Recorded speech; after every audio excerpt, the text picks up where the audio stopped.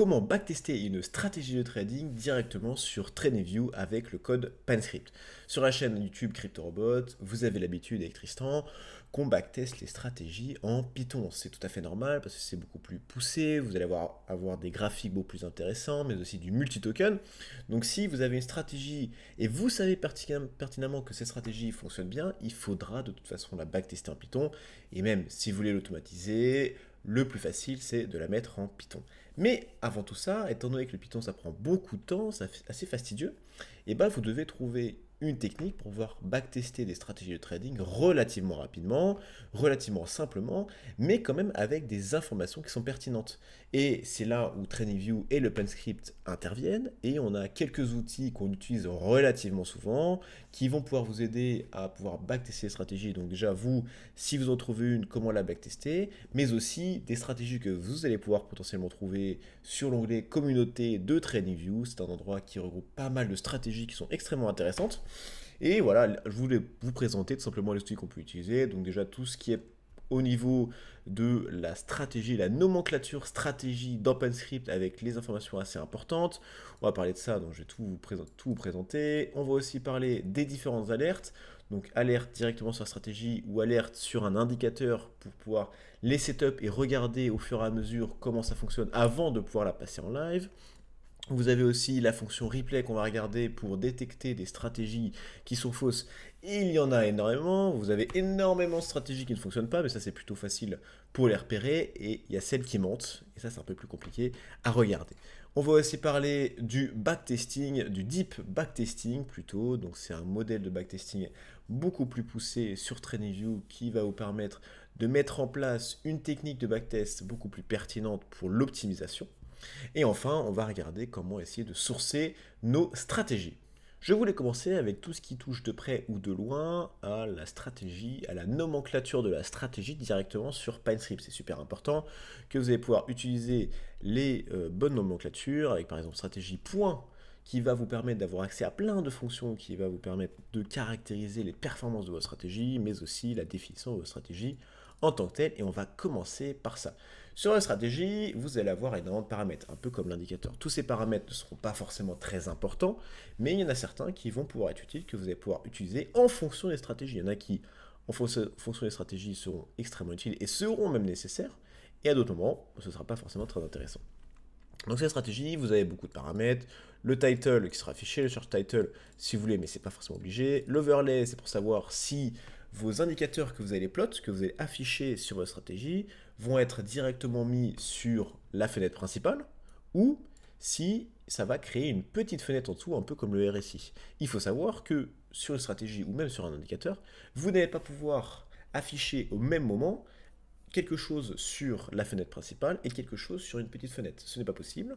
Donc si vous voulez mettre sur la grosse fenêtre overlay true, si vous voulez mettre sur une petite fenêtre en dessous, overlay false. Si ça ne fonctionne pas, vous pouvez très bien prendre votre indicateur et le glisser sur la fenêtre d'en dessous ou sur la fenêtre d'au-dessus, ça fonctionne extrêmement bien. Mais dans l'idée, overlay true, c'est pour tout mettre. Si vous voulez par exemple mettre un RSI, vous rejetez le RSI à côté et vous faites ici un modèle indicateur, vous mettez et ça vous affiche les deux en même temps. Si vous avez des problèmes de graphique, ce n'est pas très grave, vous allez dans les trois petits points et vous faites épingler à l'échelle de droite. Normalement, ça devrait résoudre vos problèmes de graphique si vos différents indicateurs ne sont pas dans le bon tempo par rapport au cours.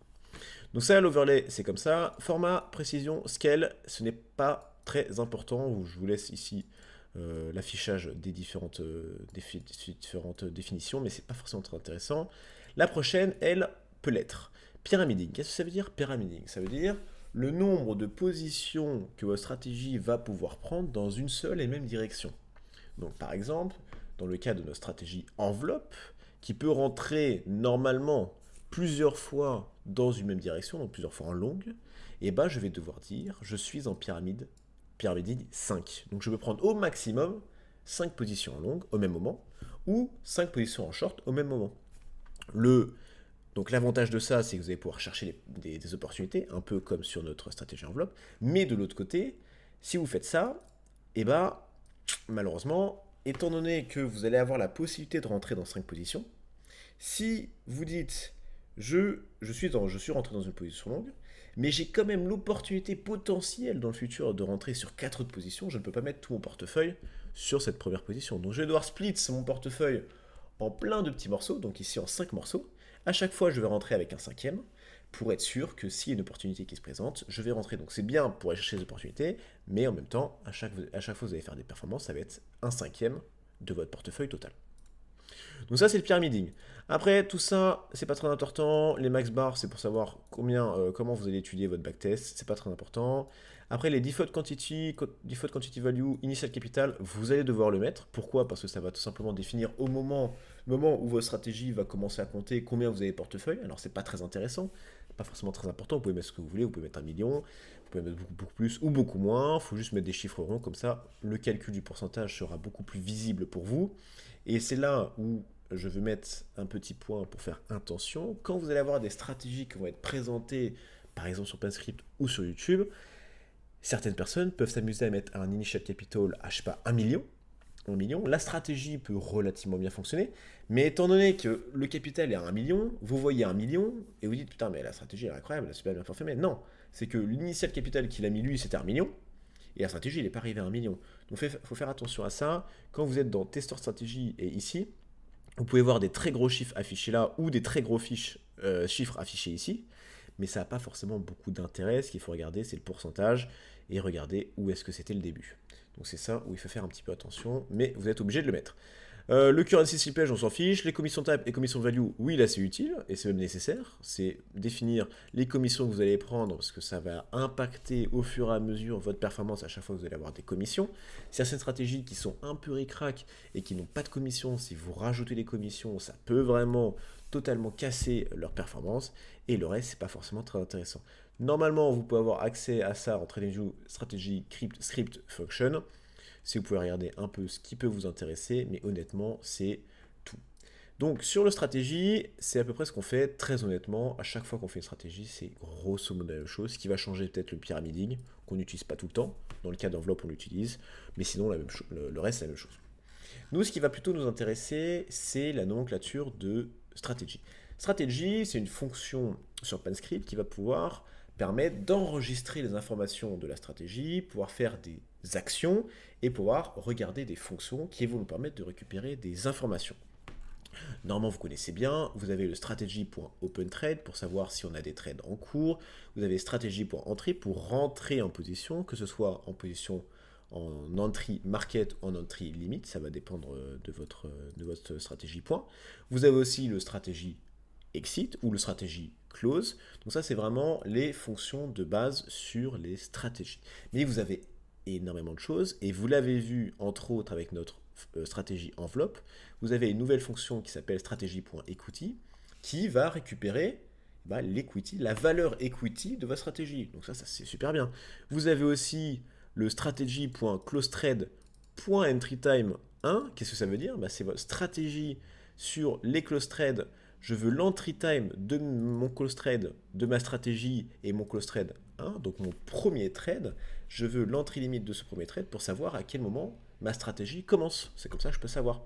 Comment savoir le numéro de votre stratégie? Vous allez dans liste de transactions, vous avez le nombre de trades, et si vous remontez au numéro 1, hop, c'est le premier trade, et on voit bien que la date correspond. Vous avez ça, vous avez aussi stratégie net profit, donc le profit net, stratégie open profit, celui qui est en cours, le initial capital, donc tout ça c'est pour calculer la performance. Et vous allez me dire, ok c'est cool, mais vous avez énormément d'autres choses. Vous faites stratégie, stratégie point, et vous avez accès à beaucoup de choses. Vous pouvez cancel toutes les transactions s'il y a un problème, ce genre de choses, close all, hop, on va descendre un petit peu. On a les grosses losses, grosse profit, on a l'initial capital, on a l'equity, on a les longues, on peut savoir quelle longue on est, à combien de longues on a, combien de short on a, à quel short on est, combien de trades on a eu, on peut très bien savoir l'entry time, le sortie time de tous les trades, le max drawdown, vous pouvez vous amuser à calculer le win rate directement avec ça, donc ça c'est super bien, en prenant le nombre de trades que vous avez gagné et le nombre de trades que vous avez perdu. Et quand vous descendez, vous avez beaucoup de choses. Donc c'est quelque chose qui peut être à regarder. Si vous mettez aussi stratégie.closetrade par exemple, et vous mettez un point, vous allez avoir encore une fois plein d'informations sur les close trades, l'entry ID, l'entry price, si vous vous amusez à calculer la performance. Et encore une fois, vous allez devoir définir le numéro du close trade ou de l'open trade qui est en cours si vous en avez plusieurs. Donc sur la stratégie, la nomenclature, vous avez d'un côté à regarder votre stratégie, mais c'est relativement la même chose. Et après, si vous voulez agrémenter votre code de différentes informations que vous allez pouvoir afficher dans votre table, la table qui arrive juste là, et bah, vous pouvez l'utiliser en utilisant stratégie.quelque chose en fonction de ce que vous voulez. Comme je peux vous dire, si vous voulez afficher directement le win rate sur votre table, juste à faire strategy.wintrade et divisé par strategy.closetrade.100 pour avoir en pourcentage et vous avez directement le win rate affiché sur votre stratégie. Je voulais un peu vous parler des alertes. Alors les alertes, il y a deux moyens. Soit vous avez une stratégie, c'est très simple, ou soit vous avez un indicateur et dedans, dans l'indicateur, vous allez devoir définir des alertes. Si sur votre indicateur, vous avez à peu près défini vos entrées et positions, ça va très bien marcher. Pour ce faire, il faut aller dans le code et utiliser la nomenclature alerte condition avec dedans une condition qui est soit true soit false, un titre et un message qui sera affiché à chaque fois que l'alerte sera activée tout simplement. Sur la stratégie enveloppe, j'ai beaucoup de conditions d'entrée, de long en short et une position de sortie. Une fois que tout ça est déclaré, vous sauvegardez, vous regardez qu'il n'y a pas de problème. Alerte condition, il faut savoir qu'il ne peut pas être mis dans ce qu'ils appellent un local scope, donc par exemple un if. Donc il faudra le définir en dehors d'un if dans le code général. Une fois que tout ça est défini, vous allez dans alerte, dans conditions. Donc là, soit vous définissez une alerte sur le token en cours avec un certain croisement, bon, vous avez quelques choix, un prix et vous pouvez le mettre en place. Ou sinon, vous allez pouvoir choisir l'indicateur que vous venez d'activer sur le graphique. Si vous n'avez pas mis l'indicateur sur le graphique, il ne va pas le trouver, il faut le mettre. Et là, je vais prendre enveloppe stratégie par CryptoRobot. Je vais m'amuser à choisir l'alerte que je veux, donc par exemple mon entrée en position longue 1. Je vais définir combien de fois il va pouvoir être activé. Je vais pouvoir mettre un nom, un message, et là en notification, je vais pouvoir leur dire je veux être notifié sur l'app, montrer le pop-up, envoyer un courrier, etc., etc. Une fois que ça c'est bon, et je vais pouvoir dire créer. Hop, il sera créé. Là, je ne vois rien, c'est tout à fait normal. Il faut aller tout à droite, niveau d'alerte, et là j'ai entré en position longue 1 sur mon QNT en 1 heure, activé. Si vous voulez changer, alors vous pouvez très bien le modifier, vous pouvez très bien le supprimer, vous pouvez très bien le modifier, et après, si vous voulez le mettre sur un autre timeframe, vous le supprimez, vous allez sur un autre timeframe, un autre token, et vous allez pouvoir réactiver des alertes, donc sur ça, c'est relativement facile. On va continuer sur le backtest avec une fonction qui n'est disponible malheureusement que pour les TradingView Premium, donc si vous kiffez le backtest sur PanScript, potentiellement passer à TradingView Premium, vous allez pouvoir avoir accès à beaucoup plus d'indicateurs, machin, et vous allez avoir accès au deep backtesting. Qu'est-ce que c'est que le deep backtesting? Sur TradingView, vous allez avoir quelques problèmes que vous n'avez pas sur Python. Vous allez déjà avoir des problèmes d'affichage. Vous n'allez pas pouvoir afficher beaucoup trop de lignes, beaucoup trop de shapes, beaucoup trop d'entrées ou de sorties en position, vous avez une taille limite. Vous allez pouvoir le définir dans l'indicateur, le nombre de shapes que vous allez pouvoir afficher au maximum, mais votre stratégie ne pourra pas s'activer en mode natif sur tout l'historique. Donc déjà, ça pose problème parce que vous n'allez pas pouvoir backtester votre stratégie sur beaucoup d'années, et aussi, vous n'allez pas pouvoir facilement backtester votre stratégie sur plein d'intervalles différents. Et c'est là où le deep backtesting est intéressant, c'est si vous l'avez, vous allez pouvoir activer le deep backtesting, définir très clairement la période sur laquelle vous voulez étudier votre stratégie. Donc, par exemple, je vais prendre, et je vais prendre, donc là, c'est juste qu'il y avait un problème, étant donné que sur le QNT sur Binance, il n'y a pas plus d'historique, donc ça va être compliqué. Mais vous prenez un token avec beaucoup plus d'historique, hop, jusqu'au 31 décembre, je fais générer un rapport, et là, ça me génère un rapport avec toutes les informations de la stratégie sur la période. Donc là, j'ai mon profit net. Ici, j'ai le buy and hold. Donc vous allez pouvoir comparer relativement rapidement. Les informations qui sont ici ne sont pas bonnes parce que là, c'est quelque chose de générique. Donc on va pouvoir regarder la stratégie au moment sur l'intervalle que j'ai défini. Donc ça, c'est super bien. Donc, ce que je pouvais dire, pourquoi c'est relativement utile?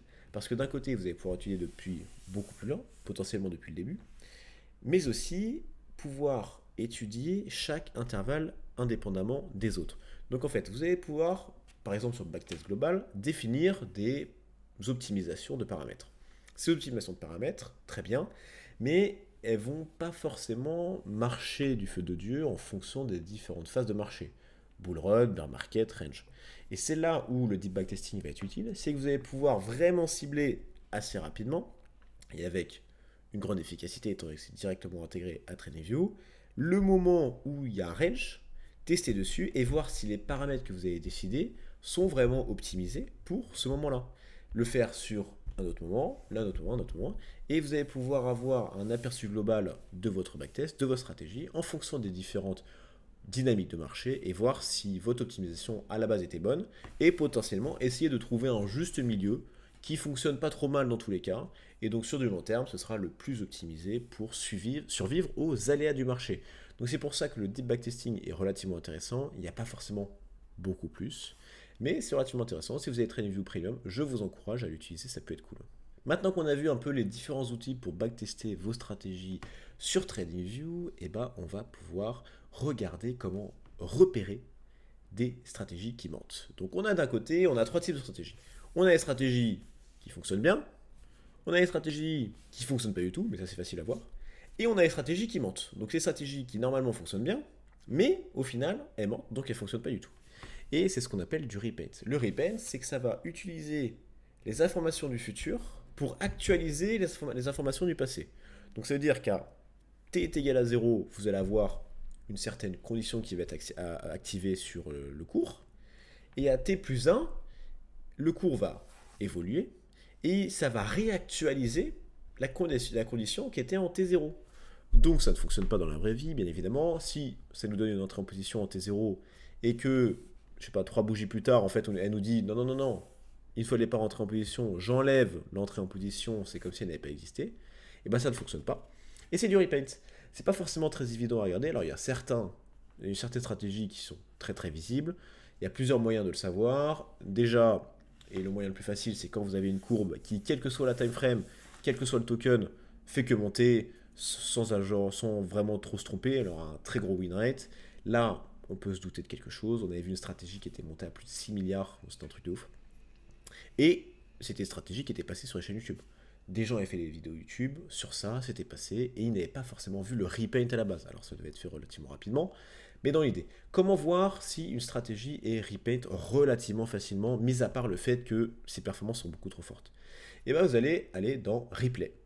Vous avez votre stratégie, et là vous dites, ok, bah j'ai des petits moments, je me dis que là ça peut être pas mal, je pense qu'il y a un petit problème.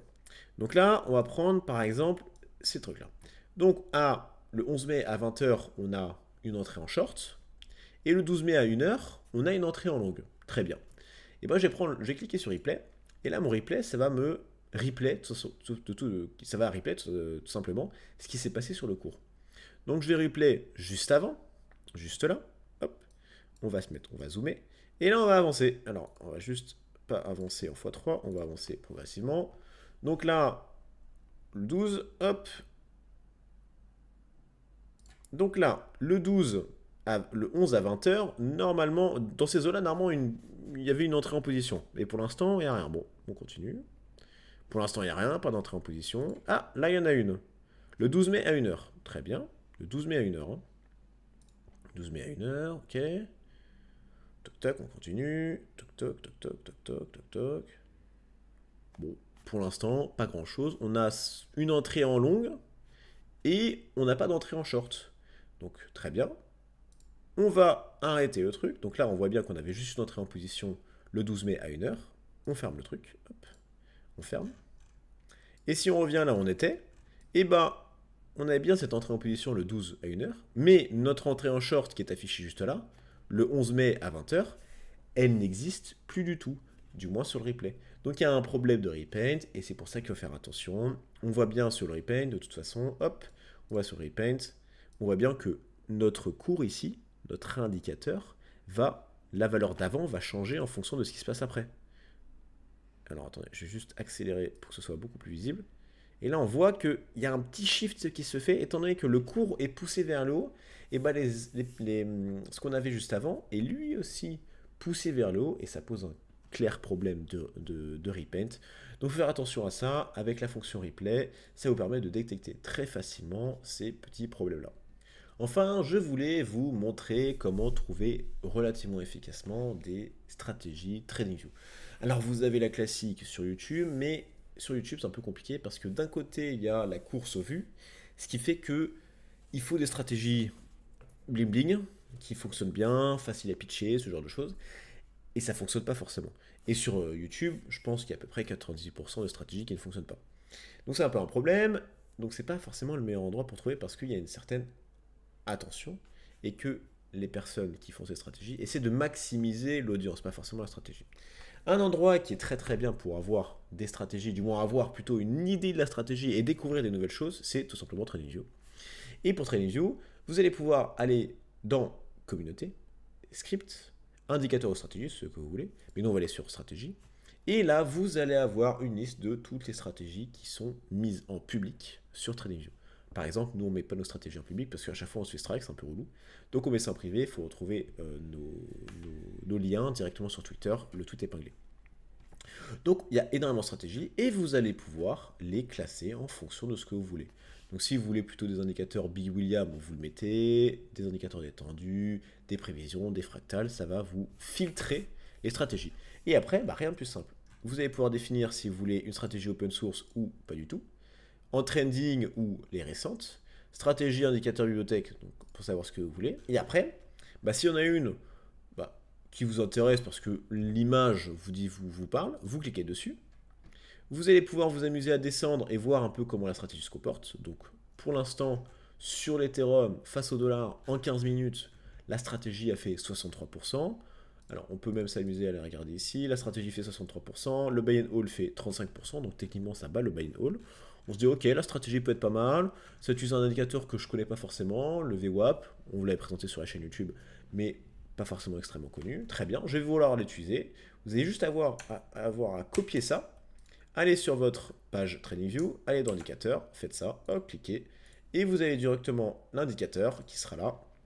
Bon, on se rend compte que ça ne fonctionne pas aussi bien que prévu. On va retourner sur l'Ethereum, hop, en 15 minutes. Bon, ça va un peu à la cave, un peu le problème. Donc ça, on voit bien que c'est une stratégie qui ne fonctionne pas. Mais voilà, ça peut vous amuser. Vous pouvez, si vous avez un peu de temps à perdre pour découvrir de nouvelles choses, déjà, vous allez découvrir énormément d'indicateurs. Ça, c'est le gros avantage. Beaucoup d'indicateurs que vous ne connaissiez pas forcément, des philosophies de trading que vous n'avez jamais vues. Et après, même si la stratégie ne fonctionne pas très bien, ça peut déjà vous donner des idées d'indicateurs que vous allez pouvoir utiliser pour nos stratégies, pour les optimiser, pour définir un peu plus précisément les entrées ou les sorties de position. Donc c'est clairement pas du temps qui est perdu, qui est inintéressant. Je pense que c'est quelque chose de bien à faire. Allez voir, amusez-vous, cherchez un peu les indicateurs que vous préférez et regardez. C'est comme ça qu'on peut avoir des idées. C'est comme ça qu'on a eu des idées aussi sur 2-3 petits trucs qu'on a vu passer qui étaient pas trop mal. Et sinon, vous pouvez essayer de regarder les personnes qui font le plus de scripts. Vous avez Luxalgo. Alors là, ces stratégies ne sont pas forcément extrêmement gagnantes, mais il y a une philosophie qui est cool, un mécanisme qui est bien. Donc si vous voulez regarder, n'hésitez pas à aller sur l'onglet communauté de TradingView pour en découvrir un petit peu plus. Donc en général, sur le backtest de TradingView, c'est relativement pratique parce que c'est rapide. C'est rapide, vous allez avoir quelques informations relativement rapidement affichées avec votre table que vous allez pouvoir définir juste ici. Vous allez pouvoir montrer les différents paramètres très importants. Ces paramètres que vous allez pouvoir récupérer aussi dans résumé de la performance ou dans vue d'ensemble. Vous allez avoir le win rate, le facteur de ratio, le drawdown, etc., etc. Mais au moins, directement, sans avoir à cliquer, à vous faire chier, vous allez pouvoir passer d'une crypto à l'autre, d'une time frame à l'autre, voir comment ça évolue, voir un peu le win rate, comment il évolue en fonction des time frames, la performance.